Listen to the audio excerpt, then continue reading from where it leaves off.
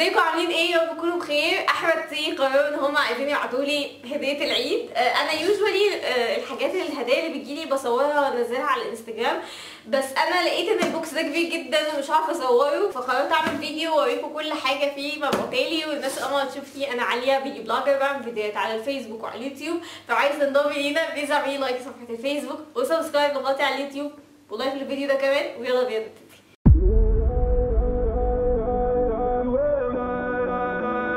دي العلب اللي انا قلتلكوا عليها. انا بصراحه يعني ماليش في الشاي قوي، بس لما بشرب شاي بحب اللي هو الشاي بفورة، اللي هو ده احلى شاي انا ممكن اشربه. وكنت بشربه من ايام ثانوي اصلا، يعني كنت بحب قوي الشاي بفراوله. انا جربت ده وده حلوين، يعني دول حلوين قوي.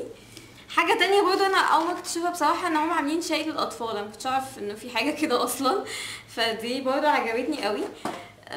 في بقى باقي بقى هم بعتولي حاجات بقى عاديه، يعني ده مثلا تفاح، وده خوخ ده انا جربته كان لطيف، بس بصراحه مش زي الفراوله، انا بحب الفراوله كده كده. ودي برضه دي فراوله. بعتلي بقى بوكسز بقى اللي هي بتتحط في المطبخ، اللي هي الشاي بكل انواعه.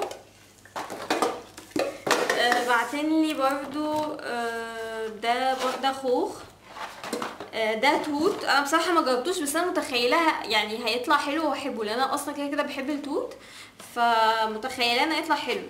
في بقى بالمانجا بقى، ده جامد جدا، بس انا ما جربتوش برضو. انا يعني حقيقه كان نفسي ان انا اعمل لكم الفيديو ان انا اجرب لكم كل حاجه، بس فعلا لو كنت استنيت لغايه لما اجرب لكم كل حاجه كنا دخلنا على العيد الكبير ولا حاجه، فانا قلت ايه يعني اعمل لكم الفيديو بالحاجات اللي انا جربتها. انا مجربتوش بصراحه، بس متخيلاه هيطلع حلو. بعد كده بقى بعتلي الحاجات العاديه، يعني مثلا ده شاي بالياسمين، ده مثلا ده جرين تي، ده نعناع عادي، ده الحاجات العاديه. في بقى بوكسز تانية نفس السايز بتاعها، بس بيبقى فيها كذا نوع، هما يعني الطعم مش ميكسد اكيد، هما بس بيبقى فيه كذا باكت لكذا نوع. ده خوخ وليمون وفراوله وابل، وده جرين تي وليمون وياسمين ونعناع والجو ده.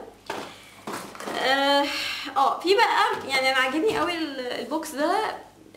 ده شيك جدا وفيه كذا حاجه، يعني في اللي هو انجلش بريكفاست، ايرل جراي، منت، جرين تي، ياسمين، شاي بالياسمين.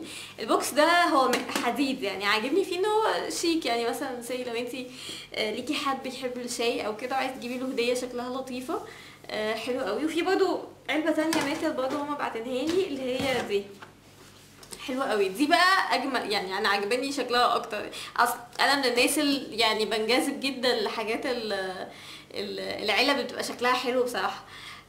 فدي حلوه قوي قوي قوي، عجبتني بصراحه. اخر حاجتين علبتين هي كولكشن بقى من حاجات اللي هم دول ودول.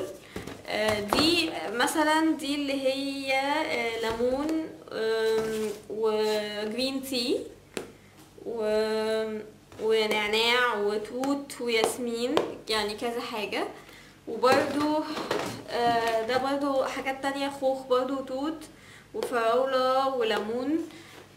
يعني هما انا عاجبني فيهم ان هما بيقعدوا يفننوا يعني، فحلو قوي الهدايا دي بجد، وميرسي بجد على الهدايا الحلوة دي، واشوفكم على خير ان شاء الله. باي باي.